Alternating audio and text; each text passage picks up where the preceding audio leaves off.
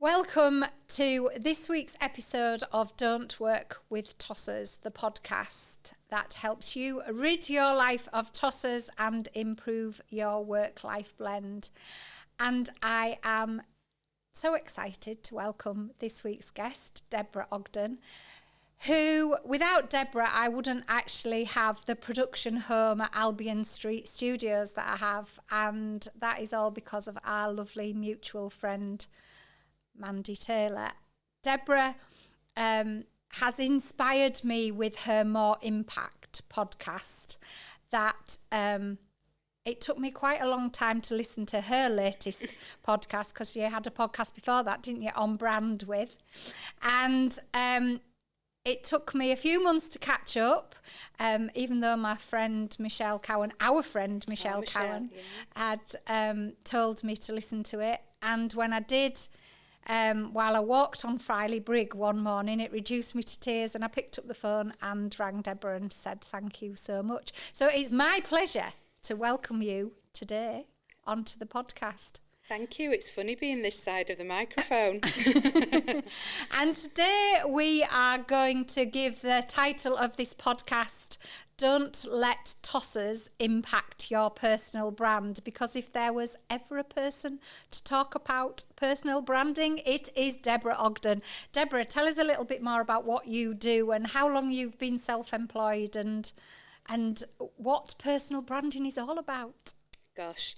So this is my 13th year, and I just cannot believe that when I, count up the days and years. But I started out, and actually I think so many of us, when we have our own businesses, they morph as the years go on. But I decided my background is comms. I trained as a lawyer, but my background is marketing and comms, and I think everybody always thought I might set up a PR agency. But for me, and this for me is what personal branding is all about, for me there has always been something that I've managed to do in my life that has taken me that little bit further. And I always say, I was never the cleverest, I was never the prettiest, I was never the funniest, I was always the one picked last in netball, but I had this ability to take opportunities. And actually, when I look back, that was personal branding, but 13 years ago, and I mean the time I'm talking about, nobody called it personal branding in those days. And when I decided to set up, I thought I'm going to try and bottle that and sell that service. So that's where the business came from. And for me, personal branding, people talk about influencers, they talk about your photograph, they talk about how you dress, but actually it's just people's experience in your world. That's what personal branding is to me. Yeah, and I think the one thing for me that always comes through, and the thing that resonated with me in that first More Impact podcast, that I cannot recommend enough, was the fact that you talked about just doing it and being your authentic self. And it was as I was rebranding to the work-life blend coach and contemplating where I was going with that and what I was going to do to drive it forward. And then, of course, it was meeting you and Janet Bebb and Sinead Soppler for a coffee that you were late for because you'd been here at Albion Street Studios with Andy Jack. And in fact, you were quite late for that. I think I managed 5 minutes, didn't I? Yeah, I think you did. And in the meantime, Janet and Sinead had managed to persuade me that maybe doing a podcast would be all right. And Janet came up with the title, Don't Work with Tossers. And I was like, right, okay, let's go for it.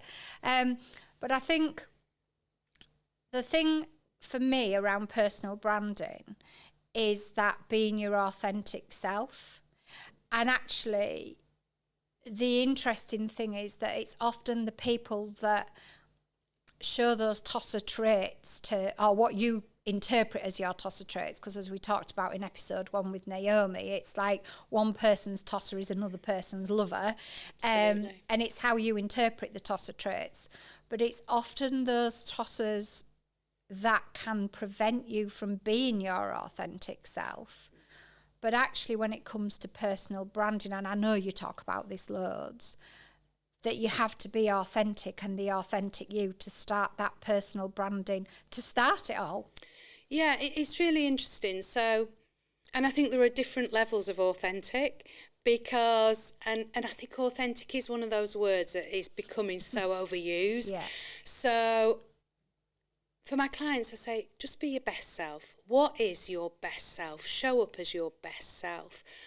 But even, and I'm hesitating here and picking my words, because you've brought up the More Impact podcast.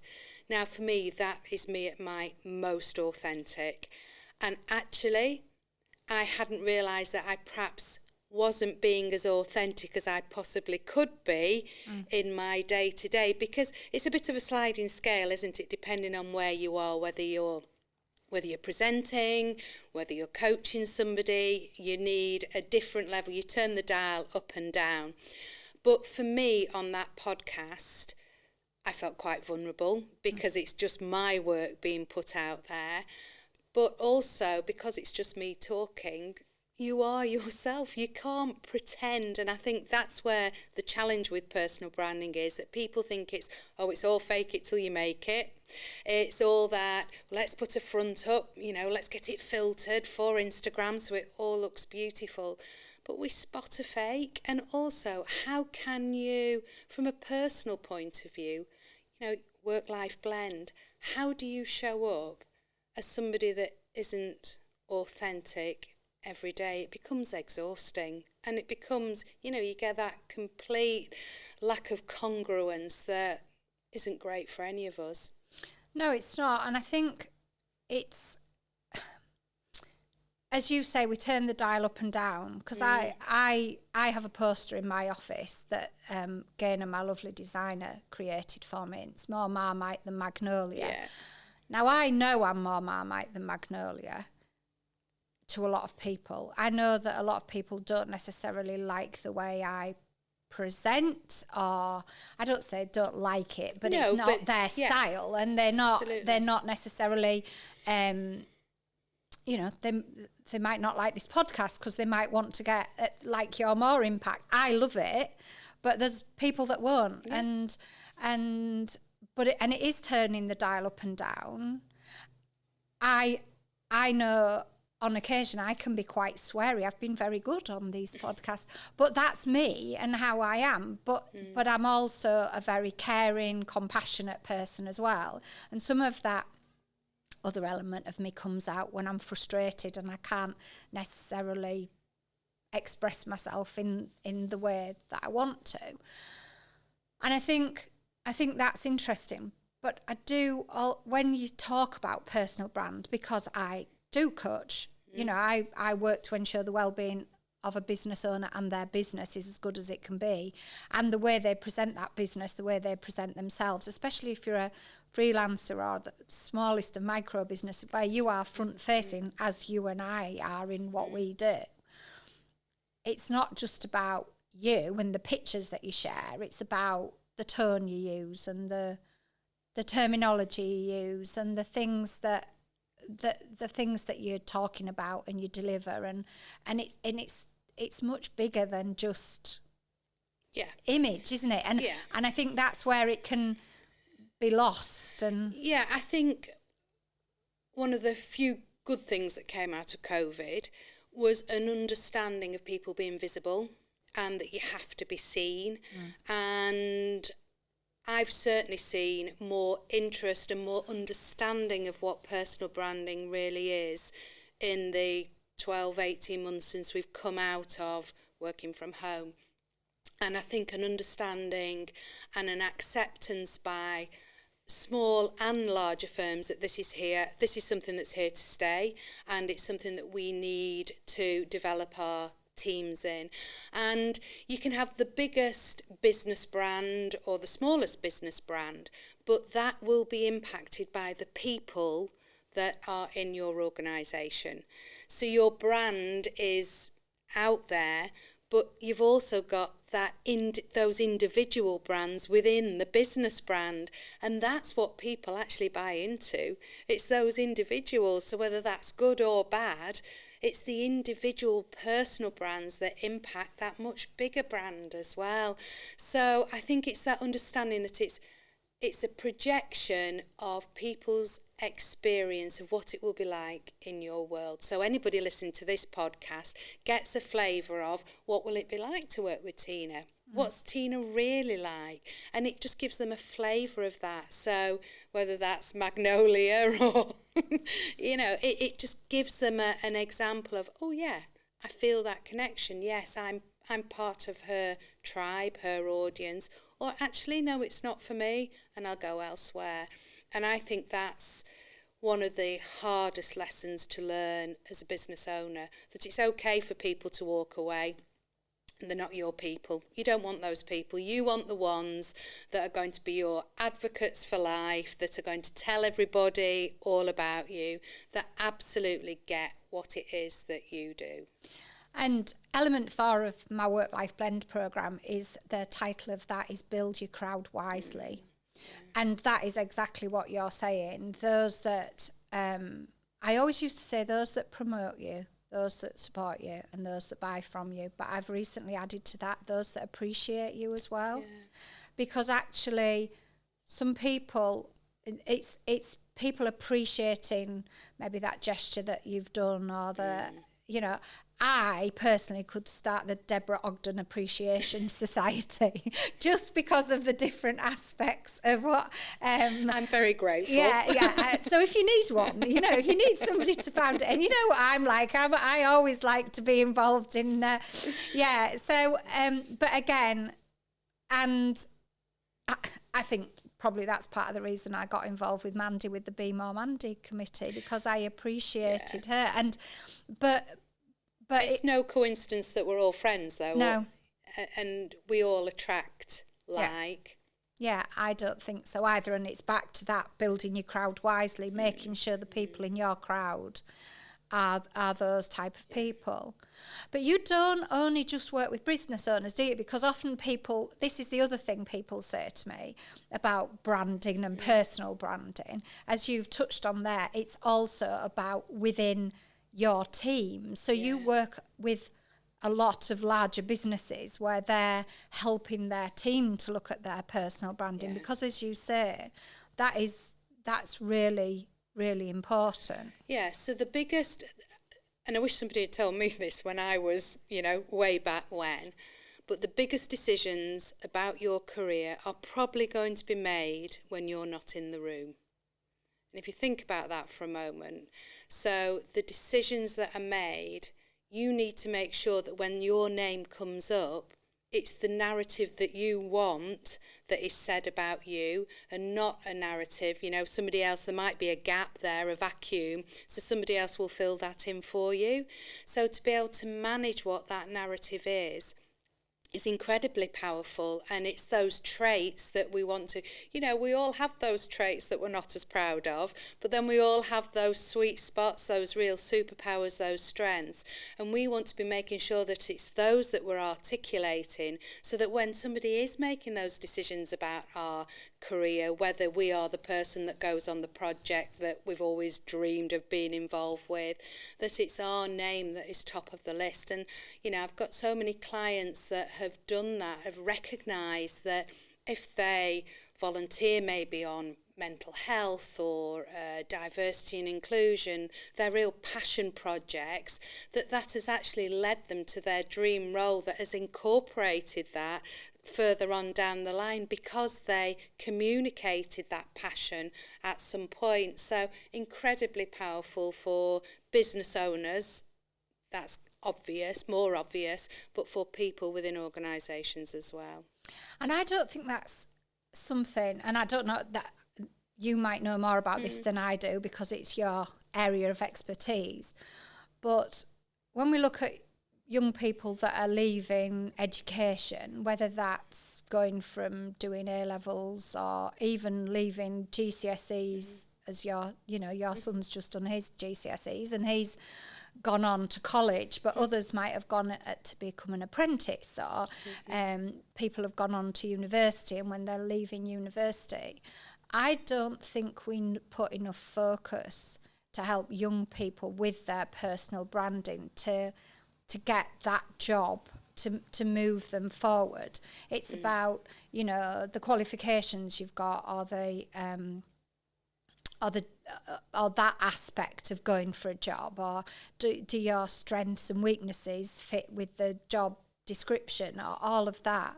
But I was actually listening to Phil Fraser's podcast, the Leeds Business Podcast, with Linda Plant, and she was talking about employing people that probably didn't have the right, if she'd have looked at the paper, because she's the interviewer and The Apprentice as well, isn't she? And she was saying, but in her businesses, if she'd have looked at what they'd got on their CV versus the person sat in front of her, she'd have maybe not taken them on because of what their CV says. But their personal brand has come across, showing that they've got, and whether that is a bit of vulnerability, you know, no, I can't do that, but I'm willing to learn, or they're showing that actual genuine self in an interview. And as you say, what people say about you when you're not in the room. Yeah, and this is something I'm really passionate about, because I think there can be such a focus on technical skills, and we've all got so much more to offer. And I do a lot, you know, I said I trained as a lawyer, and I do a lot of work within professional services, but it's apparent in, you know, across the board that at some point people are told to be professional, and nobody explains what professional means. Professional does not mean leave your personality at home. Why do people do that? And I just think it's so important to show up and be yourself, with your values, with your little quirks, with your sense of humour, because that's what makes work fun for a start, isn't it? The people that we surround ourselves with. But that's how we connect, because we're looking for, all personal branding is, at the sort of most basic level, is we're looking to connect with people. We're looking to build relationships.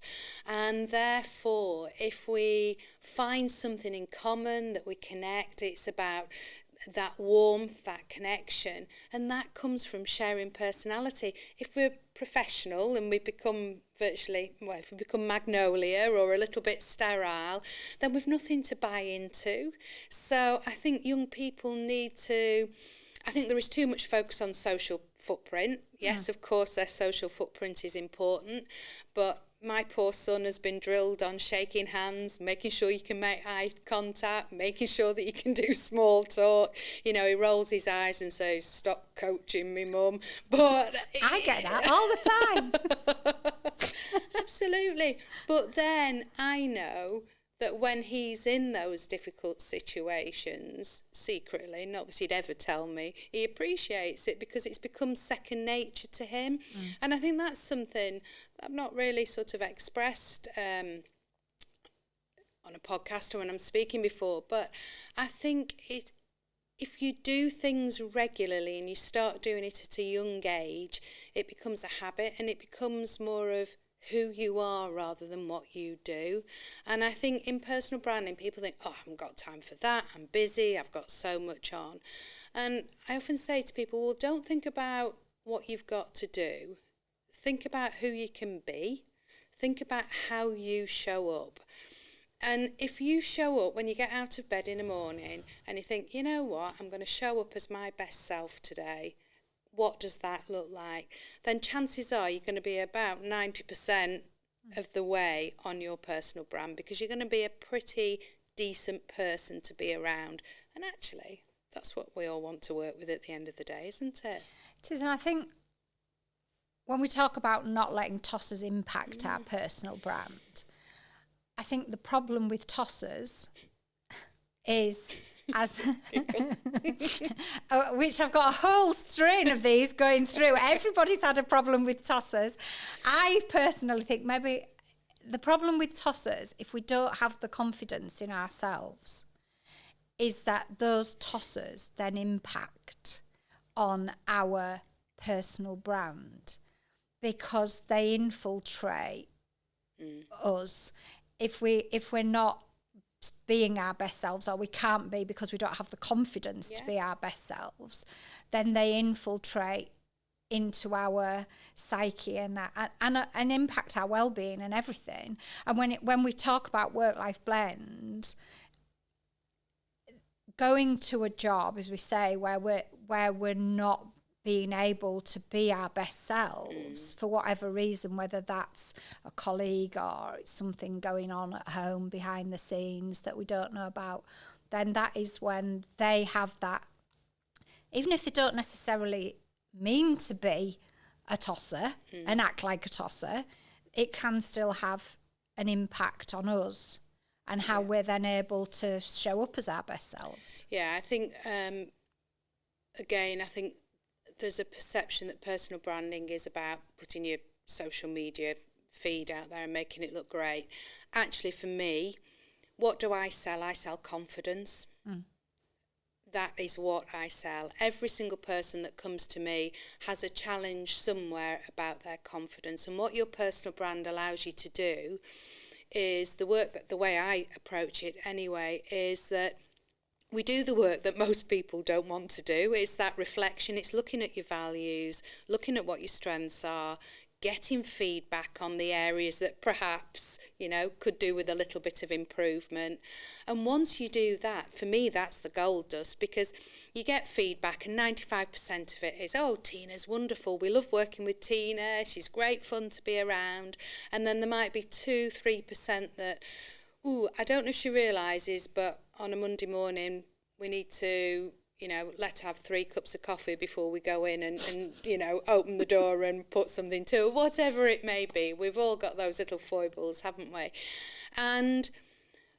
But if you don't have the self-awareness or are not aware of that, those are your blind spots, that until you uncover those, you can't do anything about it. And I think people think it's some great faux pas that can ruin a personal brand. But actually, it might be that you don't return calls. Actually, it might be that you're always late for meetings. Actually, it might be that you pick up the phone during when somebody's having a coffee. Whatever it may be, it's probably something really small that you're not aware that you're even doing, and that can destroy your personal brand. So I think if you have that confidence, it allows you to show up. I would say it's what you do, it's who you are, and it's how you do it. It's those 3 things. And if you've got those nailed, then that will give you the confidence to show up in that way every day. And it becomes a non-negotiable. It becomes your strategy for turning up. And even on the days that you don't quite feel like it, that's your strategy. That's how you show up. And that will help you put up some barriers maybe to those people that are trying to undermine. And I tend to think of the police shields, and I tend to think it's those see-through shields, so it just stops some of the maybe comments that undermine you. It just allows those to rebound, because you've got what you stand for, and it won't be for everybody, but having that confidence in that. There's the wonderful quote, you'll have heard me say it before, but the Dita Von Teese, the burlesque artist, that says, you can be the juiciest, ripest peach in the bowl. There will be still people who hate peaches. And, you've just got to let it go. Yeah, you have. And I think that is the really important message when it comes to don't let tossers impact your personal brand, is about letting it go. Yeah. And that's a lot of what we talk about in the podcast, because it's about improving your work-life blend. And to improve your work-life blend, a lot of being able to do that as business owners is about letting it go, and letting go of whether it's the people that don't, they didn't want to buy that service. That's fine. Let it go.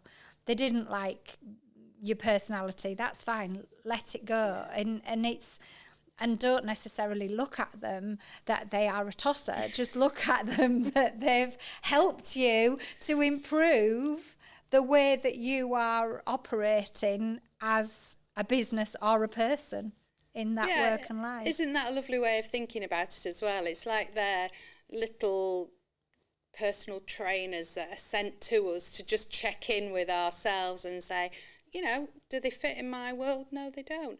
And also, isn't it interesting that negative bias comes in, so we get ourselves so hung up on those people. But what about all the fabulous people in your world that absolutely do buy into your brand, that are your cheerleaders, your advocates, that, I look at your network and the number of friends that we have in common, the people that we've introduced to each other, the reason that we're sat here now, they're all people that have those shared values that show up in that way.